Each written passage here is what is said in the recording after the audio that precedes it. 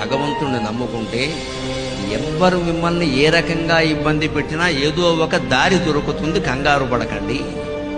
ఎంత బలవంతుడితో, ఎంత అధికారంలో ఉన్నవాడితో, ఎంత ఐశ్వర్యంతో ఉన్నవాడితో మనకి తగాదా వచ్చినా సరే భయపడితే తీరదు.